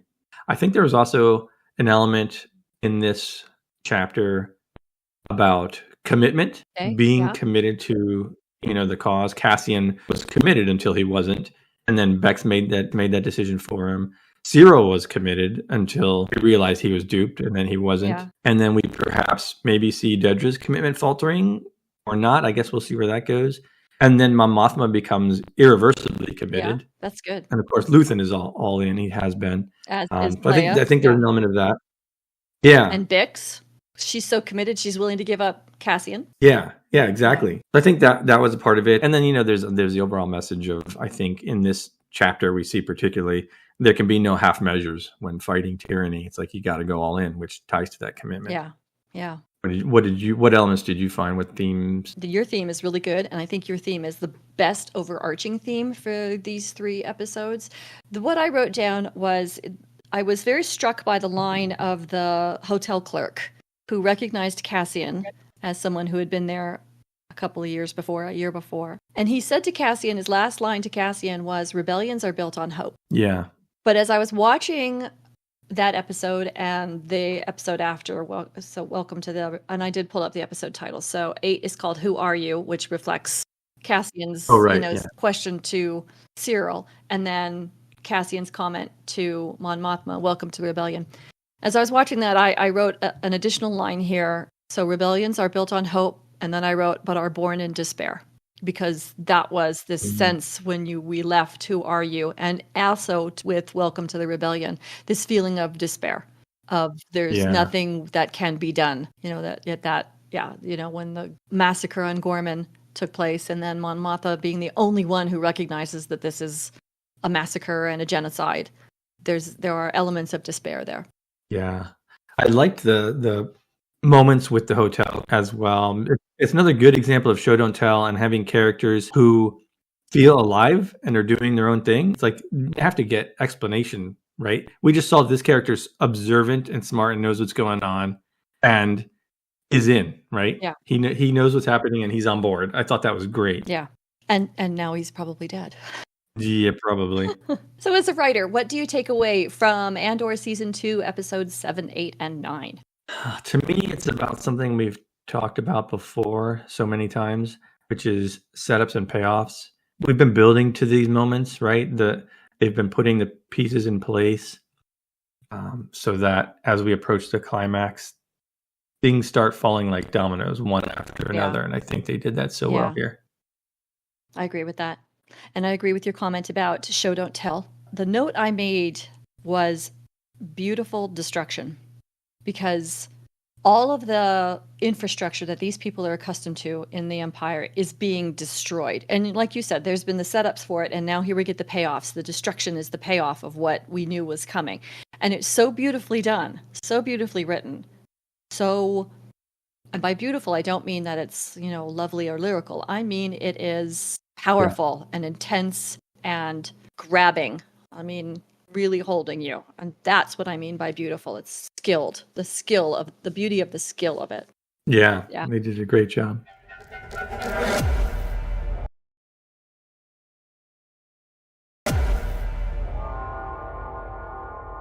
Today we're talking about the story told in Andor, Season 2, Episodes 10, 11, and 12, the final 3 episodes of the season.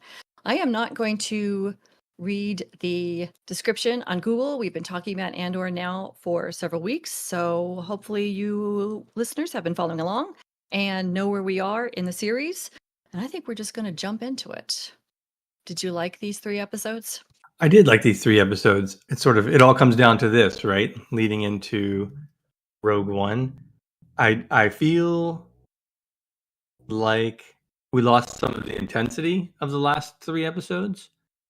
So this was sort of like the more resolution part of this series. I guess was okay. I'll have some more to say about that when we talk about what can be improved. But overall, I still enjoyed these episodes, not as much as the previous 3.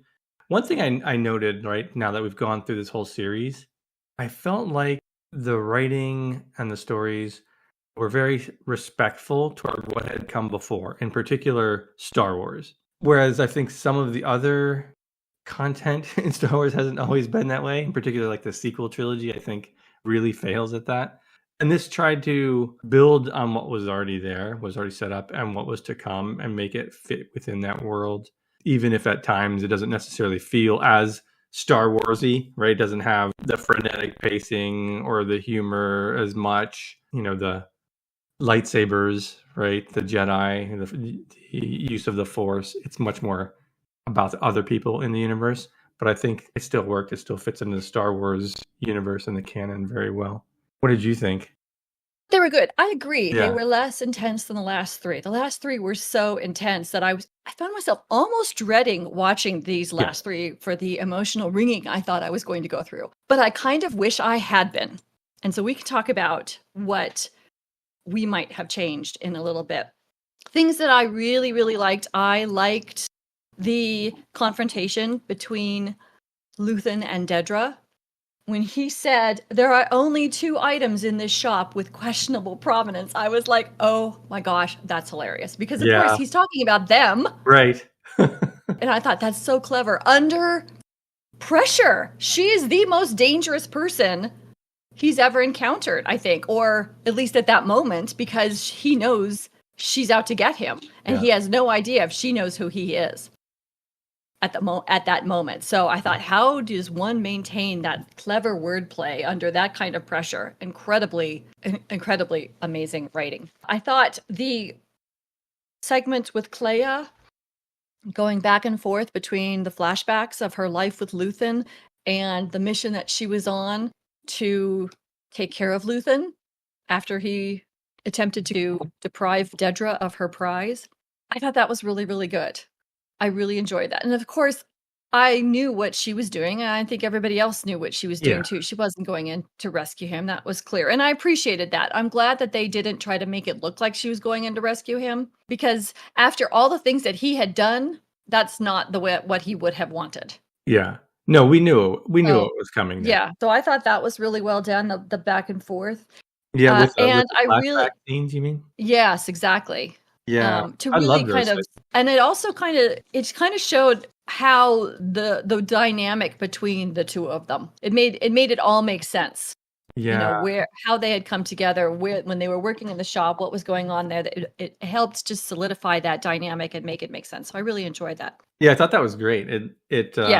We see that from a young age, she's the one who's pushing for rebellion. Yes. And he's on board with it. He's there to caution, to be more patient and more strategic.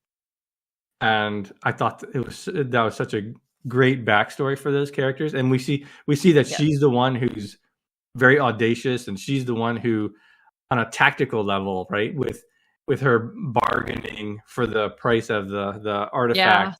It's so good. I loved all those scenes. And he's also the one who's trying to protect her from more damage. The damage he knows comes from fighting a fight like this. Yeah. You know, for as much as he can, he was trying to protect her. And I thought that was really cool. There was such a great dynamic between them. I'm your daughter now, only when it's convenient, right? But he's still protecting her. So there's this level of care that doesn't rise to the unrelenting loyalty that one has with family, but still, I'm going to take care of you as best I can within these parameters. Thought it was complex. Yeah, and the scene with her being willing to watch the slaughter of these other kids, basically, right? Yeah. Stormtroopers.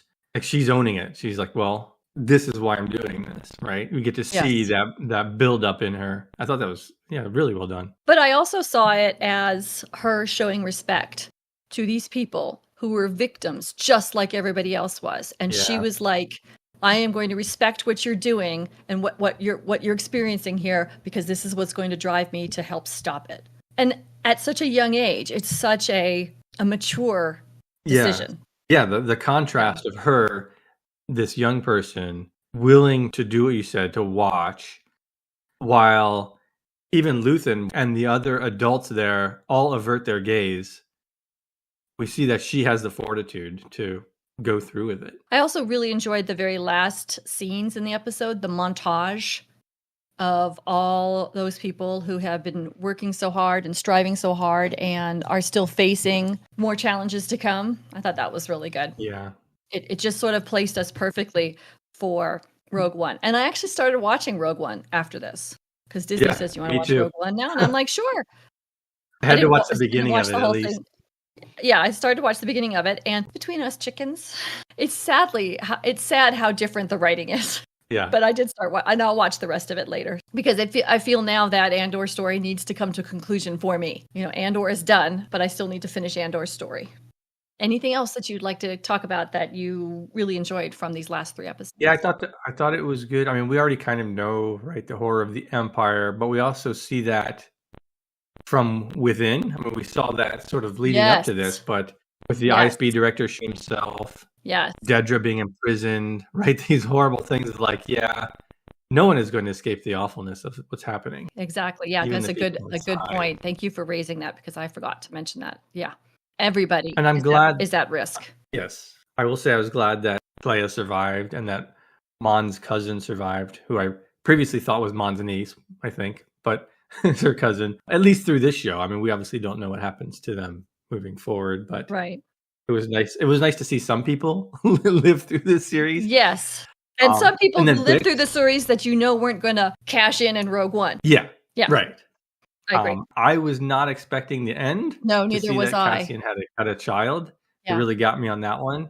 And that was simultaneously heartbreaking because he's not going to be there. But in a way, also, we get to see that part of Cassian will live on, which I thought was a nice touch. And you got to see what he was sacrificing for, even if he didn't know it. Yes. And it makes her decision to leave maybe a little bit more understandable. Yeah. I like how Rogue One leads into Star Wars, like almost, right back to back.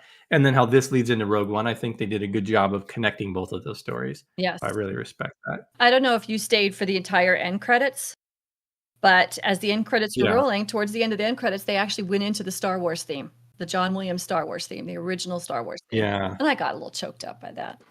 Yeah, that was great. So what would you have changed as a writer? One was Luthen's killing of Young, however you say his name. I didn't fully understand why he had to kill him in that moment. If it was because he knew they wouldn't be able to make an escape, right, with or without him, I wish that had been made clear. Otherwise, it seemed unnecessary. The guy had proven his worth. He'd proven his loyalty. Why did he need to be shot in that moment? It seems like he was there. They could have, they had presumably an escape plan. Why not just bring the guy along? I didn't really understand that. So that's one thing. I'm not necessarily opposed to him shooting him. We know that Luth does what needs to be done. I just wanted an explanation, an understanding of why in that moment he had to do that. Like when he arranged for Tay Kolma's death, it was because Tay Kolma was never going to stop asking for blackmail money. And so he was a liability. So how was Young a liability? Yeah, some explanation there. Yeah, so that was one thing. And then, like I said, I would have liked more intensity, particularly in the final episode, rolling into Rogue One. We kind of just lingered for a while on Yavin. I think there were good conversations that were had. I think there was some good character development, but a little more intensity maybe. Going out of the show and into Rogue One, it's a small thing. I think overall, it wrapped the show up pretty well. It just felt like a big drop in pace. Like, not necessarily pace, a drop in intensity from the previous chapter, right? Yeah, and I agree. I think there was a drop in intensity, and I think I would have kept the intensity ramped up. And, or I would have liked to see the intensity wrapped up. For example, I thought the Dedra showing up at the shop thing happened too quickly. I would have liked, once he got the information from Young, I would have liked to have seen a little cat and mouse with Dedra and Luthen to really ramp up the intensity. They did that when they were tracking down Clea and they had the soldiers tracking her down to the safe house, and there was that feeling of cat and mouse thing to some degree. Yeah, I like that.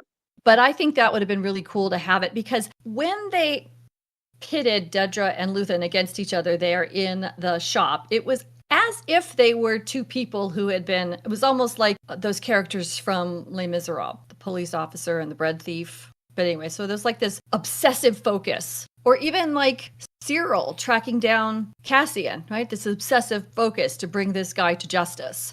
I would have liked to have seen a little bit more of her getting closer and him being aware of it, and her, him dodging is a little bit more strategic, before that final confrontation happened. And I think that would have given that final confrontation a little bit more resonance instead of sort of just have it happen in shock. There she is in the shop. Yeah. And I think that would have worked because I would have taken away. Clea certainly spent a whole lot of time telling Cassian how she didn't want to go. Oh my gosh, I wanted her just to be quiet. There was too much time spent there. So they could have shortened that up and given Dudra and Luthen a little bit more cat and mouse time. And I think that would have kept that intensity up. And then the other question I have is this. If Clea wasn't planning to go to Yavin, why couldn't she have figured out a way to... She sent out this message for them to come meet her on Coruscant in order for her to convey this piece of information. There just seemed like there could have been a better way. If she wasn't asking to be rescued, then there could have been a better way for her to disseminate this information.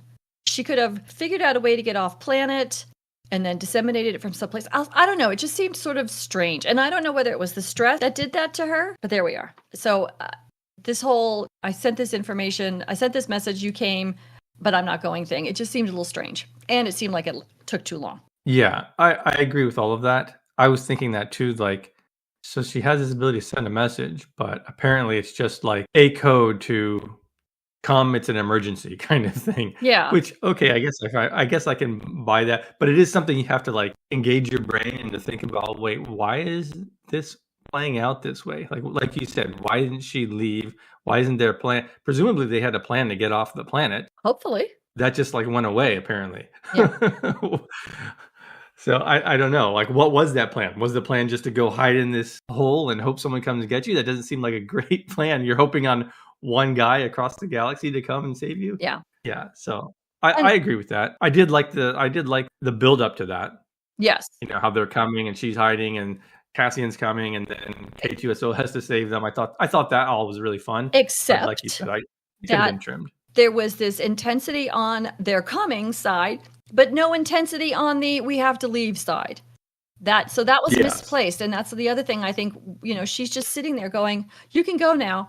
Well, there's no you're in danger here. There's no, you just blew up a whole bunch of security vehicles at the hospital and killed one of their key witnesses that they wanted to have. And you have no urgency to leave or leave this space or do anything. There was an imbalance of emotion. The security officers, they're coming, they're getting closer and closer, and then they're just having a chat. It was weird. Yes. Yeah, exactly. They're like, oh, should we go? Should we not go? What are you doing? Get out of there. Right. So there wasn't. Yeah, no, I agree with that. Even if they had Melshi saying, we got to go. We got to go. If they had done that, we had Melshi kind of be like, we got to get off. We got to get off this planet. We got to go. We got to go. Then that would have, even with her not being eager to go and Cassian trying to talk her into it, that would have kept the emotion a little bit higher. So I would have liked that. Yeah. Other than that, and I agree. These are small things. And we've talked about it before that sometimes this show has some pacing issues. And you know what? I got to say, it doesn't take away from the quality of the show. Right. It really doesn't. I agree with that. So were there any themes that you identified from these last 3 episodes of Andor? I think for me, I'm left with the larger themes of the show and kind of doing the right thing despite the cost, fighting tyranny and evil.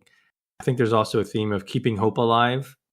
Right? We see that at the very end with Bix and Cassian's child, and there's themes of loyalty, who you're going to trust, who's going to help who, right? Cassian ultimately was loyal to Luthen and Clea. They weren't even expecting him to come, apparently, but he was the one who came, and he was the one who stood up for them and said that they should be trusted. I think that was another thing that they threw in there. What about you? Did you find something specific towards this little chapter? I think that your theme of loyalty is a really good one. I kind of landed on how in these last, and I think driven by the previous 3 episodes, these last 3 episodes kind of cemented the commitment on everybody's part. Everybody was committed to something. There was no more hemming and hawing. There was no more trying to find a path through all the chaos that we've seen in the previous episodes. They were all like, okay, we're doing this, period. And so that I think is where, and I think that was brilliantly done because it then gives us the framework for what happens in Rogue One. Yeah. So I thought that's where I landed with theme. It's just like the clarity of commitment, of committing. Yeah. And it does a good job of setting up Rogue One also in the sense that we see the rebellion. They've been at this for, it's hard to say, like softly doing it for years, but more intensely doing it since Mon Mothma left, I guess. Yeah. So for at least a year. But even then, they're not unified necessarily, and they don't fully understand the intense urgency of having to make a decision right now. And we see that even in Rogue One, right? That's why they have to go rogue. They're like, this is going to happen, and you guys aren't doing anything. So they kind of set that up here, like, well, maybe they're telling us something. Maybe they're being played. We don't really know. So I think that works. If they had just immediately said, "Oh, let's get on this," it wouldn't have worked with going into Rogue With One. good reason. And I kind of wish, actually, now that you mention it, when they were hemming and hawing about the validity of the intel that Cassian brought back, if they had referenced the propaganda machine that had destabilized Gorman, just, we saw what they did in Gorman. We know that they can tell lies in order to get us. I think that would have then helped tie that up a little bit so that you understand a little bit better why they're doubting Cassian's intel. Not just make it about Luthen. Yeah. I was also hoping for something when Dedra was speaking with Luthen and saying, "You disgust me," and like all this kind of stuff. It was such a good moment for him to say, to refer to Gorman, like, who was the one who planned the massacre at Gorman? That wasn't me, right? Like, put it back on her a little bit. Who's the disgusting one? They didn't play it that way, so that's fine. It's well, and I don't know. I doubt that would have landed on her, though. She was following orders. She was doing what she thought was right. Well, the reason I thought of it was because she seemed so shaken by it at the end of that chapter. Yeah. It obviously had affected her emotionally, being that up close to it. Was it, or was it the loss of Cyril? I think it was probably all of that. Her being the one to plan it, her seeing it roll out, seeing how it affects Cyril. I think it all kind of came together for her there. Yeah. So maybe it would have had effect. I don't know. It's a good point. Something that exposed her. And I think that actually would have echoed what we see with Partagas, the head of the ISB. The last scene we see him, he's listening to the recording of the manifesto. Yeah. And he's hearing what essentially are the accusations against the Empire. So to have Luthen say, "You just don't get it, do you? This is why you're part of a cog in an evil machine," that would have echoed that. So yeah, maybe. So as a writer, what do you take away from Andor, these last 3 episodes of Andor, and Andor the series as a whole? I think looking at this and Rogue One compared with the original trilogy, we can see a big difference in focus and certainly in tone, but it worked.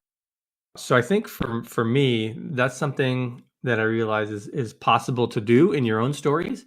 You can shift genre, you can shift tone, you can shift focus, as long as you set the expectations properly and it's still a well-told story. You can still have your audience follow along. That's sort of my global big takeaway from it. I mean, there's a lot of going on with theme and character and all that stuff, but I feel like we've discussed almost all of that throughout this.